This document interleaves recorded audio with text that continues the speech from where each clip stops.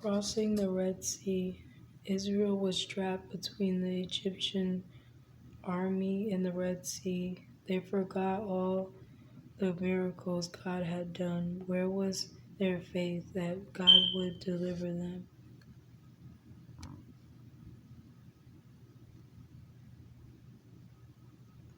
The people of Israel left Egypt, rejoicing that they would free from slavery. God had used many miracles to deliver them.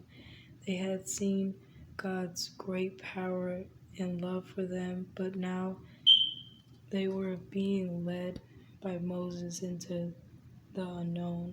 Moses led the people out of Egypt through the wilderness to the Red Sea, but it was really God who was leading them. God provided a pillar of clouds of during the day and a pillar of fire at night to guide them. After several days, they claimed they camped near the sea.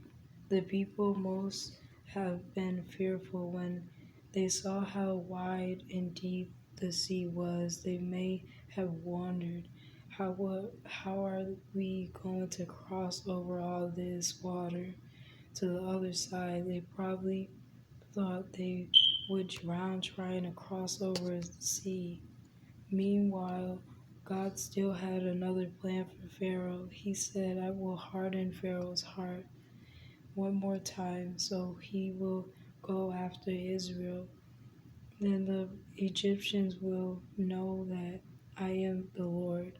So Pharaoh got his army ready and chased after them. He was sorry that he had left them leave. He wanted them back so they could continue to serve the Egyptians as slaves. He caught up with them camped by the sea. Don't be afraid. As the Egyptians' army came close, the Israelites saw them. They were very afraid. They cried out to God to save them. They said it would have been better if we had stayed in Egypt and served them. But Moses told them, don't be afraid. Stand still and see how God will save you. The Egyptians you see today, you will never see again. Then God told Moses, lift up your rod over the sea and divide it. The people will cross over on the dry ground through the sea. Moses stretched out his hand over the sea. God caused the sea to divide. Soon there was a path of dry ground all the way across the sea to the other side. The people of Israel were still afraid, but they had to walk into the middle of the sea on dry land, on dry ground. The walls of the waters were way over their heads on the right side and on the left side. There were so many people with all their herds and flocks, it would take a long time to get to the other side. So God moved the pillars of cloud behind them. Then the Egyptians couldn't come near them, stopping the Egyptians. But as soon as they could, Pharaoh's army, houses, and chariots also went into the middle of the sea on the dry ground. They tried to hurry to catch up with the people of Israel. God saw what the Egyptians were doing. He caused the chariot wheels to fall off. They were stuck in the middle of the sea, not able to go forward or backward. After the Israelites walked safely to the other side of the sea, God said, Moses, stretch out your hand again over the sea.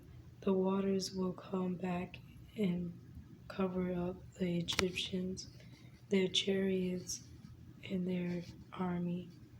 As Moses stretched out his hand over the sea, the water returned to its full depth. The the high walls of the water closed together. The Egyptians struggled to try to get out of the sea, but the water returned quickly and covered the chariots, the horsemen, and all of Pharaoh's army that had come into the sea after Israel. Not one of the Egyptians was left alive. All of them drowned. So God saved the people of Israel that day from the Egyptians. Now the people feared God and believed him and his servant Moses. Then Moses and the people of Israel sang a song of praise. They thanked God for delivering them from the Egyptians, though they soon forgot they knew God had brought them safely through the Red Sea. They were now free to go and worship God. Questions. Here are some questions to think about or talk about as a family. 1. What do you think the people of Israel thought when they saw the Red Sea? 2. Do you think they were afraid to go into the sea even though God had made a path of dry land for them? Would you have been afraid seeing the walls of the water on both sides of you? 3. What do you think the people were thinking when they saw the Egyptians' army casting them, chasing them? 4. What did Moses and the people do when they saw the waters return and drown all the Egyptians? Read more about God bring Israel through the Red Sea in Exodus 14 through 15.